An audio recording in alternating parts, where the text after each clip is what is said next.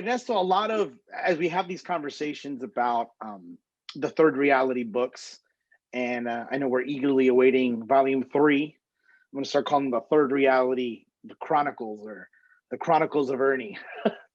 But in the books, there's a lot of history, a lot of really rich history, facts, and that go hand in hand with a lot of the stories. In particular, what I found in the first book in particular, throughout several different chapters, you point to the civil rights movement, to the Chicano movement specifically. And I wanted to talk a little bit about that, especially that right now, our nation, there was a major election where race and protest and social issues were very present. Some folks said it was like the civil rights movement, or that it was a new civil rights movement, or that it's its own thing. But clearly, one of the things that we've seen is that there are a lot of young people engaged in these kind of conversations in a new way. So back to you, what was it about that time that's important for us to take away now in 2020, or folks that are going to pick up this book and read about these stories, aside from just getting the facts and dates? What was it about that time that was an impact, but also that is important for us to reflect on and remember? Well, I probably going to alienate some of my friends, but I was involved in the civil rights movement, very much so.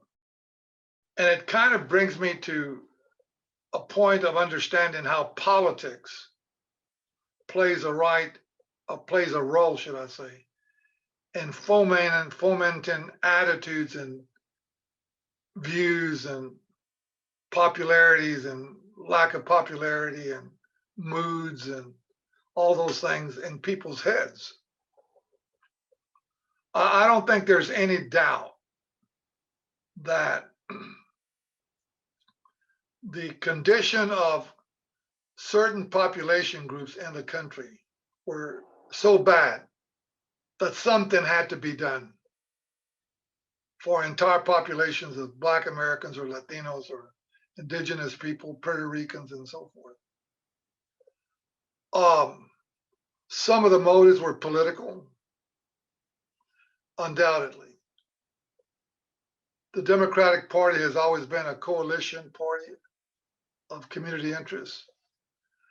And had they not been able to mobilize certain populations, Kennedy would have not beaten Nixon at the time.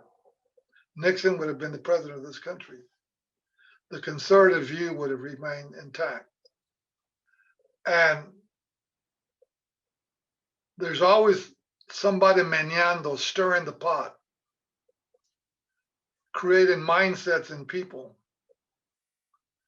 And the whole idea of Bobby Kennedy and Martin Luther King, all these things were not only the right things to do in calling out the injustices of the time, but they were also promoted so that greater awareness would take place. There were other forces involved that caused division in the nation. And we see it in a kind of a different way when we talk about the COVID and the force of the COVID and the need to share the economy more with families in this country. There were a lot of families who were at the end of their abilities to stretch a dollar. I mean, we just couldn't eat. But it was mostly in inner cities, and there was a lot of social breakdown. There was a lot of crime and delinquency that was beginning to take place, and a lot of anger, primarily from the war in Vietnam.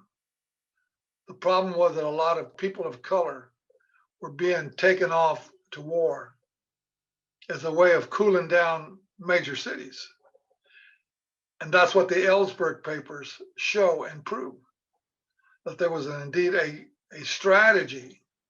And so you begin to question who fomented the movements. You begin to question who caused the energy levels to boil over? Or were these by the CIA? Were these other forces at work? Were people being paid? Were these strategies? There was a commentary the other day on TV about America's colleges using tuition and federal dollars. The claim was to foment a center-left movement in this country that has resulted in the election of a Joe Biden. And I think there's truth to that. I think that there are people who play games with people's lives that become real through political motivation. I do think that there are wealthy interests involved that foment division in our country, one way or another. It's not all organic. That we have to be careful what we're joining and what we're not joining, because at the end of the day, people play to their self-interest. And I feel that way about the civil rights movement, that we need a disruption in this country in order to add and realign political interests in this country. So the only way you do that is that you wake up the so-called sleeping giant, or you wake up these communities that are not engaged or only voted 30%, and you begin to suggest that the system is screwing them, and it is. Well, and so when you start the institute and you start, the school that you talk about in an earlier conversation, that you described it to your father as a school you were going to start, why wasn't it a civil rights school? Why didn't you continue on that direction? Because I did not want to continue the same old story of manipulating people's emotions. I did not want to say to parents, you've got to stand up for your rights and get your children into college. I mean, your kids are being taught in a way that they're not going to make the grades necessary to get into college. And that's a civil rights issue. Your children are not being accorded the same education quality as white kids. And that's a civil rights issue. The argument can be made. The problem with that is that once you get people involved in that, now you have to sustain the argument. You have to continue enlarging the enemy and the impact of the enemy to counterforce that with people and emotion and energy that's very draining. And it's not sustainable. And it takes a long time, because now you have to prove a case. Now you have to show why the enemy is a bad guy, and it becomes very divisive. And I think that we've taken civil rights in this country to the extent that it has become bad for the nation in terms of hostilities, not in terms of rights. I think the idea of rights under citizenship need to be argued. But almost the process or the approach.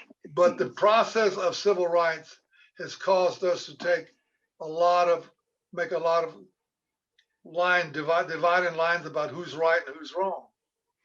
So in the book, and there's a chapter titled "Let the Ship Sink." What did you mean by that? I think it's come one of the great NHI metaphors. But you have this whole chapter and a conversation. I think it's with Hilario Diaz, if I believe. You say, we have this Titanic and we need to let the ship sink. What did you mean by that story? Well, I meant, and I didn't mean it back then and not today, is that civil rights has its role, but there are greater ways of doing things than just civil rights. There can be us actively promoting academic excellence. There can be us actively promoting cultural awareness. There can be us actively promoting the arts and humanities. There can be us as a community actively promoting intellectualism. There can be us actively promoting economic development and economic international business development. There are so many things that we can organize around, not because we're not being given, but we're going to create new resources, old resources for new purposes together. But if we're so busy fighting a war, then all our energy is taken in fighting the war and not in creating assets. And so the idea is let the ship sink, relax, let the past be the past, understand that it is there. I would say that I lead a better life, a much better life today than I've ever lived, ever expected to live. Not even government can give it to me because I invested in my community and I reaped certain benefits that a job would never give me. A job would never have given me the freedom of thinking and thought that I experience today. A job could never give me the sense of being part of a community effort that my situation at NHI gives me. I lead a much more productive, fulfilling life following the asset concept than the civil rights concept. I could still be a part of some LULAC chapter fighting some battle somewhere today. For what reason? If I had a choice of investing or fighting, I'll choose investing. And that to me is what I was trying to tell Eladio. He still wanted to, because I thought we still got a lot of fighting to do. Well, yes, we do. If you want to, that's all you want to do. Because at the end of the day, fighting takes away energy. Building generates energy. I mean, it's just that simple. It inspires energy. It creates energy. When you see yourself doing well, you have more energy to do things than exhausting your energies fighting things over which you have no control. You know, when you're starting the Institute, I don't know that this is really in the book per se, but as you're talking, did you ever feel in those early years a moment where maybe going back to some of those civil rights approaches, that did you ever like second guess and feel that maybe you needed a U-turn ever? Or now even all the different social movements going on, have you ever thought that maybe there was ever a need for a U-turn or bring the ship out of the water? I again, I'm going to say things that are threatening to the status quo. Okay. I look at Nevada and I look at Arizona, particularly Arizona, and this little organization called Lucha. Okay. And they feel like they were part of the tide that turned the state blue. Let's say that they were. Tell me the specific benefits that they're going to get out of that. None. They're going to get to jump in the streets, dance in the streets, and say, we got Biden elected. Good. And we got the first whatever. Good. Tell me what the benefits are. Explain them to me. Are you going to make more money? Are you going to be able to buy more homes? Are you going to be able to save more money? Are you going to do those things that benefit you better? Are you going to have better health coverage than you're having right now? What are the specific benefits that you're going to gain as a result of electing a Biden or anyone like a Biden? Anyone. And the idea is that you only get to claim that you were on the winning side. This is what happened in a lot of cases with civil rights. You were just on the winning side of winning a court case or winning something else.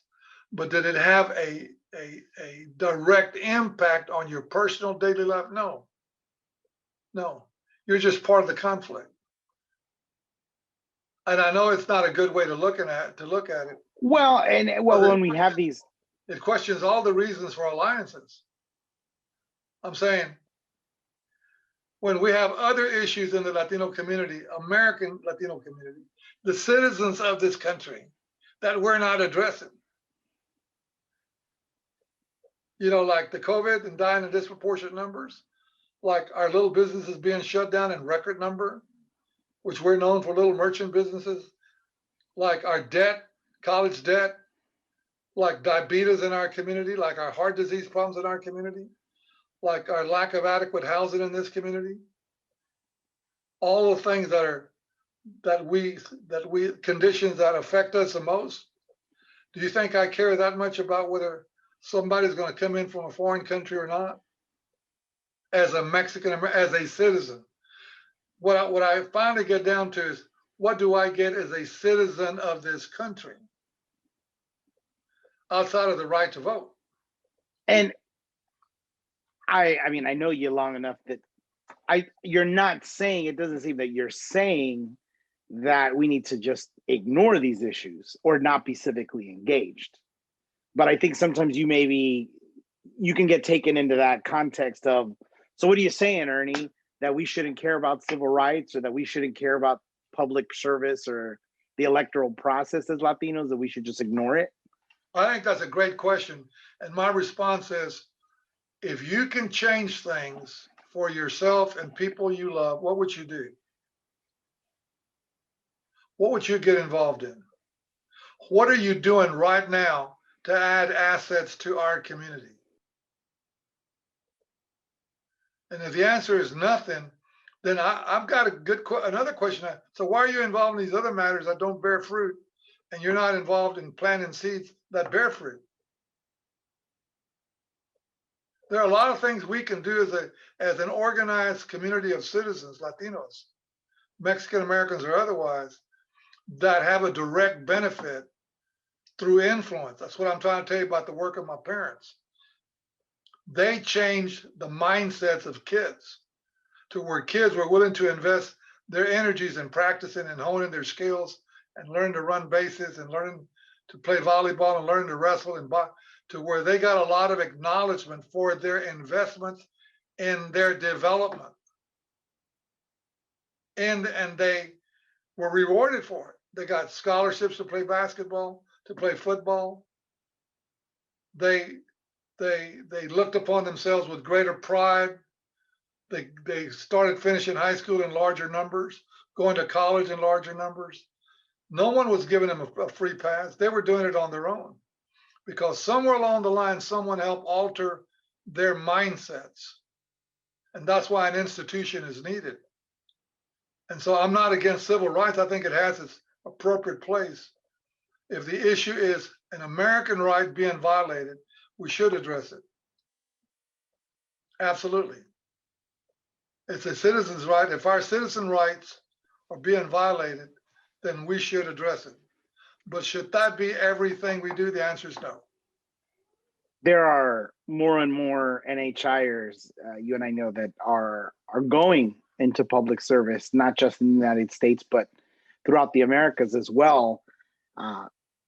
Given that we let the ship sink, what kind of public leaders would you encourage these NHIers to be, especially as they probably, whether out of their intention or not, are going to get confronted with issues of Latino importance, significance, whether it's demographic? I mean, they're going to be cornered at some point into these questions. What and given what your story and your experience in this world at federal and state level, you know, what kind of public servants would you encourage them to be, given what you know and what we see? The entire system of public service is driven, in terms of Latinos and other struggling populations, I'll put it that way, is that we're not at the level of development to really contribute to the American mainstream. We're a threat to the stability and well-being of the American mainstream. So we are automatically seen as needing remediation and intervention. In order for me to receive immediate remediation and intervention, I must be convinced that I'm a problem, and therefore allow it to happen, just like a prisoner that is being let go, that they're going to have to go through a certain amount of remediation, right? So that they can integrate safely back into society. They must admit to their problem. This is the way we've treated struggling populations in this country, as populations that need remediation. We don't look at these populations as the end product of what the dominant society has done to those populations to take that form, to become less citizens in this country. to become ineffective citizens as a result of the down pressure that they have to experience every day. So we have to be guilty of something we don't even create. We have to admit to it by somebody else's terms. So it's either rent subsidies or food stamps or whatever. It's not that we enjoy those things, that we don't take pride in those things. Is that we have been treated in that manner. We have been subjugated to that lifestyle by the dominant system. So why must I admit to an evil when I didn't commit the crime? So one is getting this straight in my head. I had nothing to do with my parents' poverty.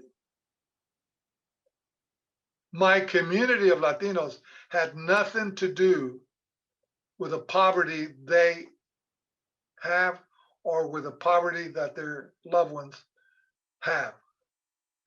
They are the end result of an environment that subjects them to suffering. Immigration is a great example of it. Living in cages is a great example of that form of subjugation. So the issue is, what's the alternative to that? What my parents taught me is that you can change the realities of kids and entire communities by helping them design a new narrative that excites them and that they control and that they guide and that they pursue. They get the energy from and vision and dreams.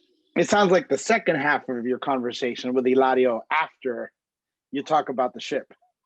Yeah. And that you point to what the real challenge, or I guess, maybe the challenge, I think you're even talking about his daughters, of what about the future and about that freeing of the mind. And I'm disappointed in certain NHIers because to me, in order for us to change our condition, in order for us to change our community, we must be the change influencers. We must be the investors. We must be actively investing in changing ourselves. And we're not. We're becoming comfortable with our little jobs. You don't have to live in the barrio. You don't have to live among the more desperate populations. You can be a person who's investing in the development of thinking through kids, through other groups of people, through culture, by bringing culture awareness to those communities, by bringing intellectualism into those communities, by changing attitudes of young parents and by helping them see things through a different set of social lenses and having parents become excited about intellectualizing it. You don't need a grant for that. You don't need to subject yourself to that kind of treatment.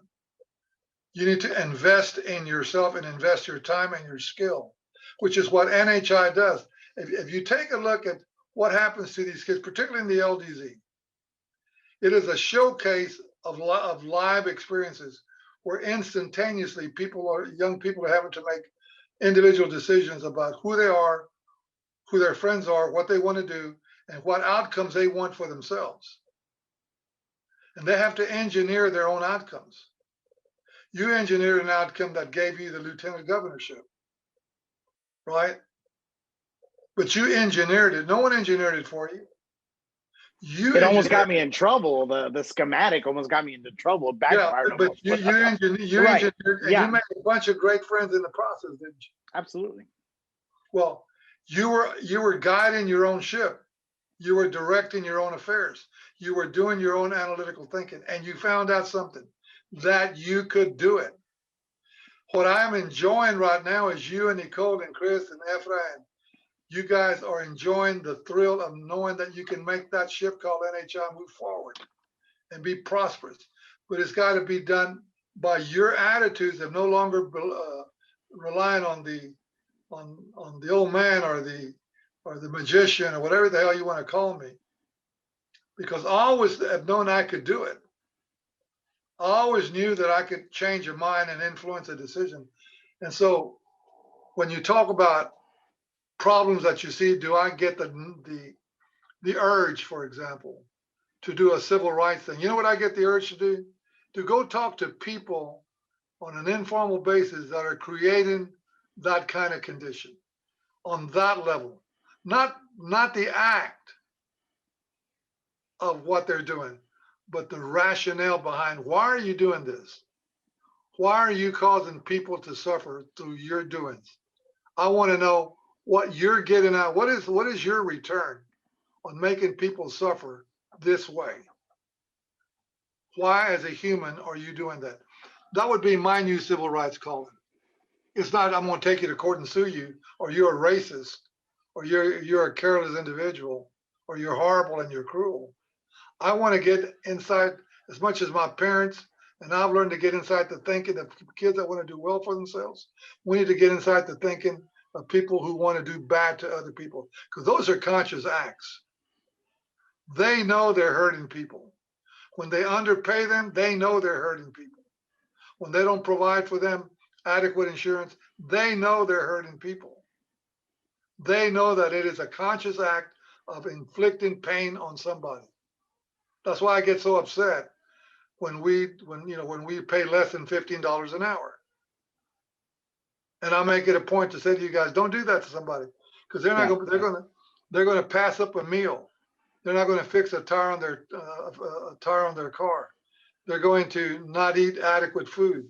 Something is going to hurt them because they don't have the economic means for it. Now, they've chosen to live like that, fine, but I don't have to add to that misery by just like paying a maid $10 to come do your house, even though you should be paying $55. And then you go, so why do they live in those hovels? And why are their kids in trouble? And why are they not studying? Well, we just created the conditions for it. And I think that's the relook we need to take a look at. You know, one thing I know as you're talking and about this, based on your response to the last question, I started thinking about LDZ more.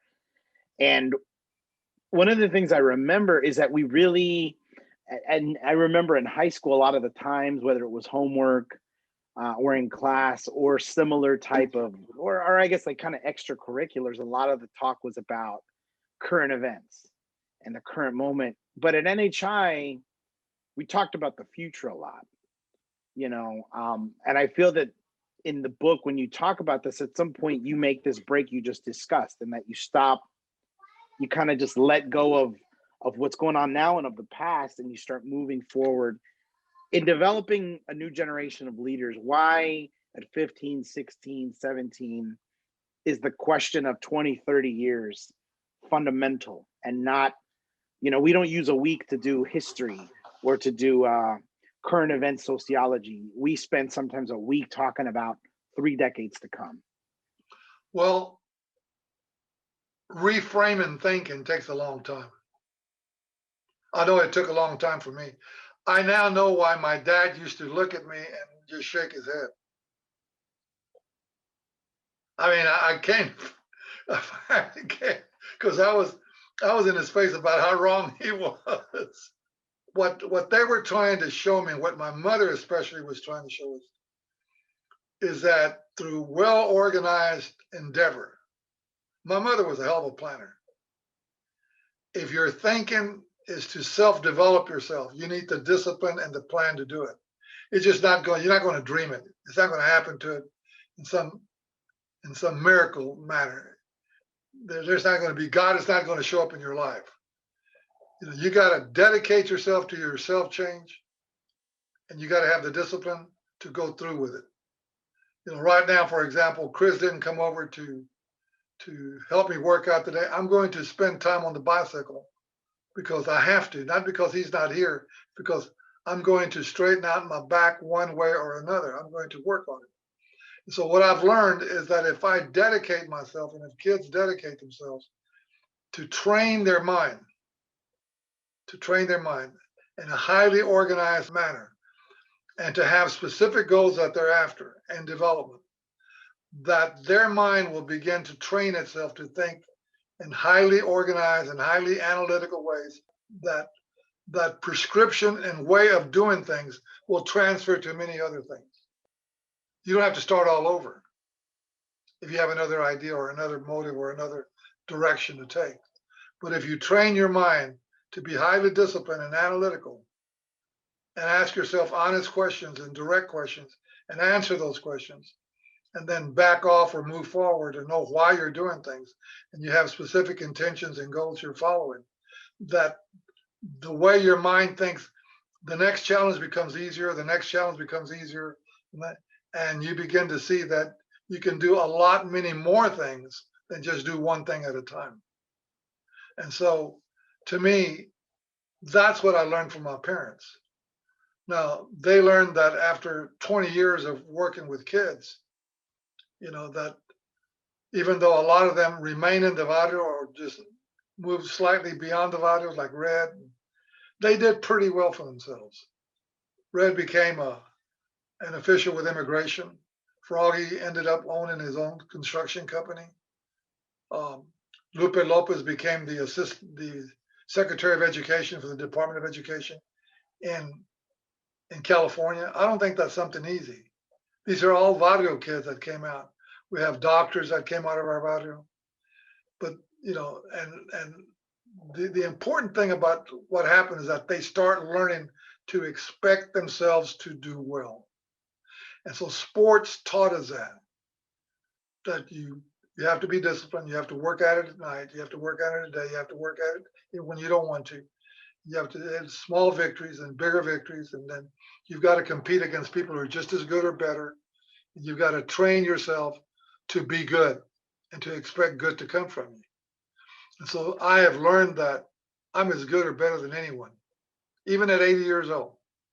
I'm probably better today than I ever was. How long it lasts, God only knows. But I'm enjoying the hell out of myself.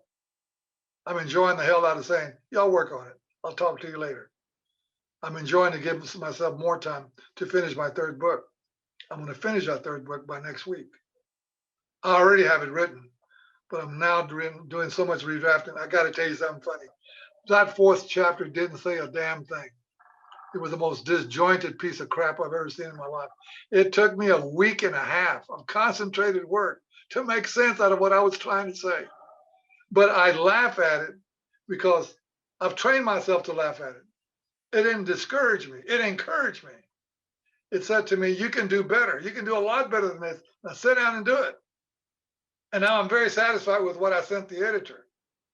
So that's the whole deal about third reality, is that you take ownership and you take the self-discipline required to do well, because you expect to do well, because you have it in you to do well, and you should expect yourself to do well and even better than that, and never to stop growing, and to gain the confidence of being in control of the outcomes you want, but also given space to work with other people in partnerships so that they can experience victory along with you, because they have their own motives for doing well.